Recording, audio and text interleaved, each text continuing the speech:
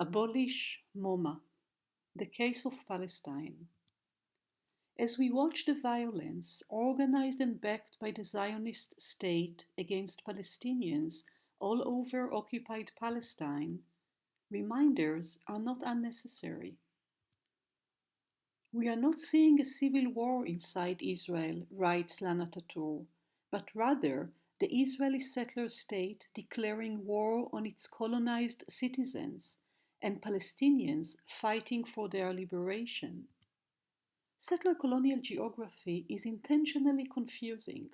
Let's set the record straight once again. Palestine is there, where it always has been. It seems obvious, but imperial geography is deliberately confusing. Much violence is used to bend geography, and also people's perception of it. First, a demographic war was waged, aiming to manufacture a new body politic. Palestinians were expelled and denied return. And millions of Jewish babies born in Palestine turned Israel were assigned an imperial identity that proclaimed that Palestine does not exist. Identity that operates as a light weapon, as it reflects the new colonial geography. These babies grew up to believe that they were Israelis. This identity was assigned to them as part of a broader transformation of Israel from a contested fact into a fait accompli. Art cleansing facilitated this imperial transition from Palestine to Israel. Once again, MoMA's self-documentation of its crimes are our receipt. Strike MoMA. In 1964, MoMA, together with its International Council and the American Israel Foundation, whose aim is to impact the way the world embraces Israel by creating the next generation of ambassadors for Israeli culture, they were determined to assist in this mission. MoMA organized an exhibition of Israeli art that toured the US, Art Israel, reaffirming what the State of Israel sought to proclaim, that Palestine does not exist. A MoMA senior curator determined, and I'm quoting, the intensity of human compassion, pride, intellect, and creativity that gave form to the State of Israel itself is still the prime source of energy that activates Israeli art and gives it a distinctive aura, whatever the style. The partition of Palestine, the erasure of Palestine, was a Euro-Zionist plot. In opposition to the partition plan resolution, Palestinians took to the streets. Here, they are in a precious moment of potential reversibility. This is not the beginning of the so-called Israeli War of Independence, as the official caption indicates. This is a mass protest against the Euro-Zionist plot. We are attending a moment before the fabrication of the two sides. Palestinians are not protesting against Israel, they are rather opposing its creation against them. Violence, borders, carceral spaces, babies branded with settlers' identity, and a binding document were mobilized to expel Palestinians and force them to inhabit a position of externality toward their own homeland that was made into a settler's state.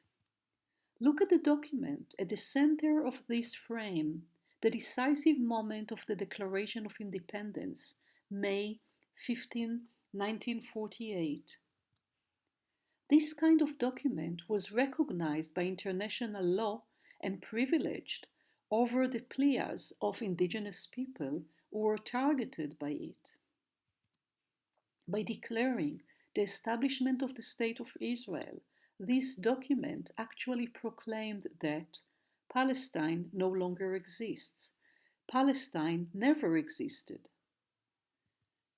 This was in 1948, the Nakba. But none of it is history. This is the ongoing Nakba. This is a political regime led first by Zionist and European powers interested in finding solution for the undesired Jewish people in Europe, and later backed by the US and the international community. However, robbery of lands, expulsion of land claimants, system of borders, and a declaration of sovereignty were not enough for this organized crime to perpetuate itself. Carceral technologies known as cultural institutions were created, taking part in the normalization of this large-scale organized crime. How do these institutions operate? These institutions are technologies.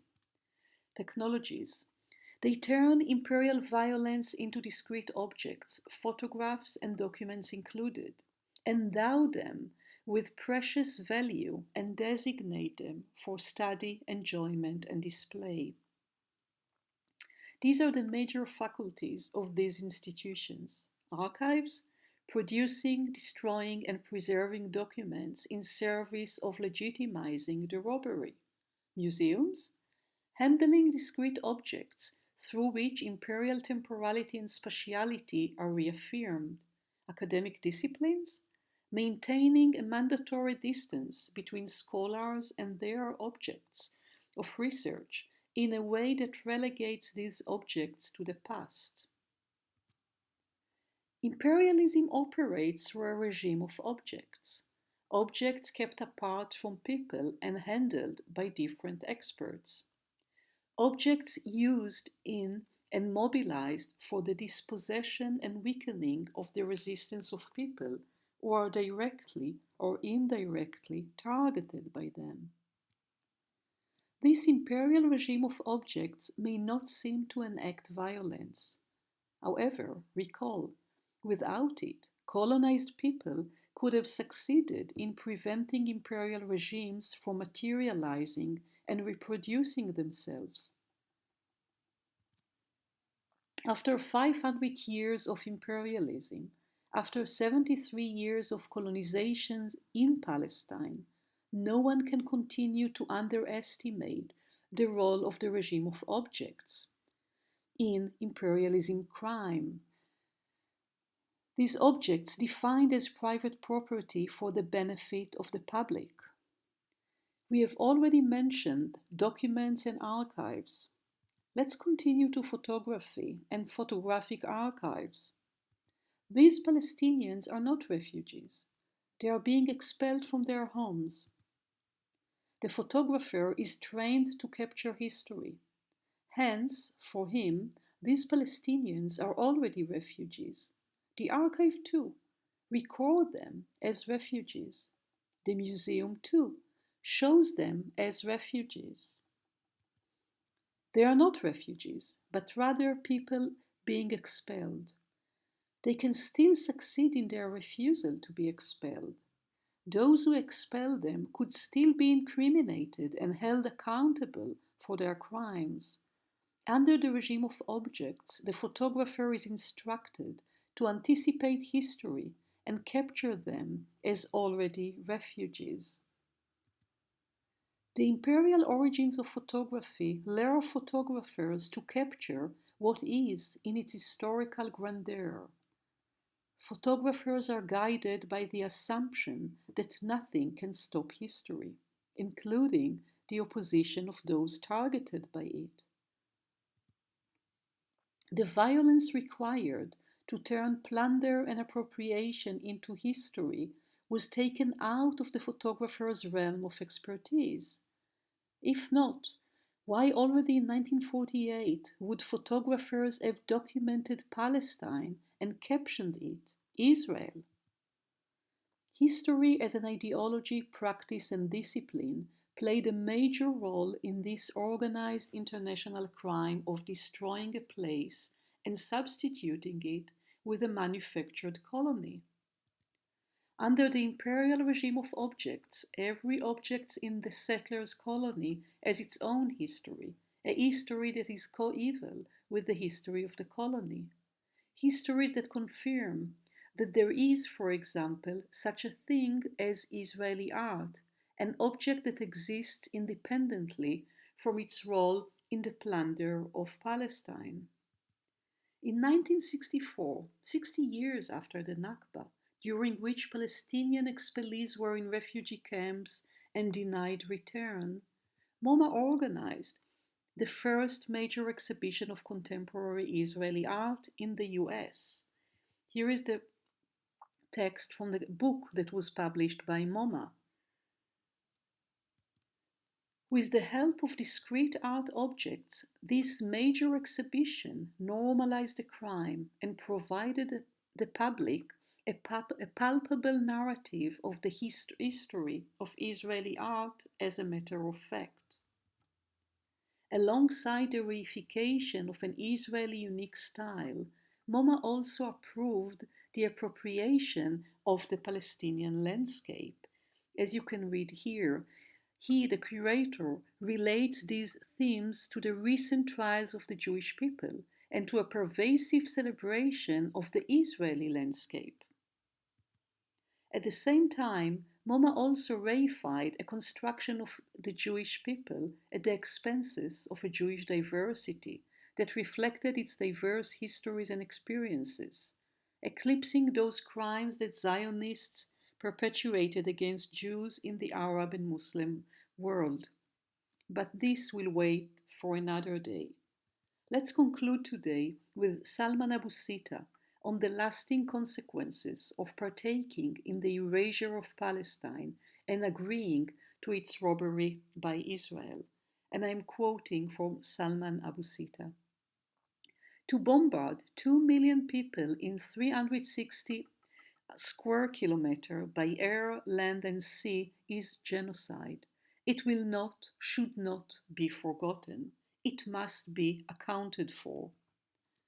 Those 2 million people are the victims of the original ethnic cleansing of 247 villages who lived in the southern half of Palestine in 1948. They were attacked and depopulated and pushed into Gaza Strip, a name that was coined for the remaining 1.3% of Palestine. That could not have happened without dozens of massacres of civilians after occupation of the villages in Burer, Beit Daras, Simsim, to mention a few. The massacres did not stop since. For 70 years, those Palestinians were attacked in refugee camps. Many were killed on numerous occasions in 1953, 56, 67, 71, not to mention constantly since 2006 till today. Why? Because their genocide in 1948 was not complete. The old did die, but the young did not forget that they have a home and they demanded the right to return to it. Their mere survival is anathema to Israel, so their genocide must be complete. That is what Israel was and is doing. Salman Abu Sita. This is, however, also a moment of potential reversibility. Palestine is there, where it always has been. Free Palestine.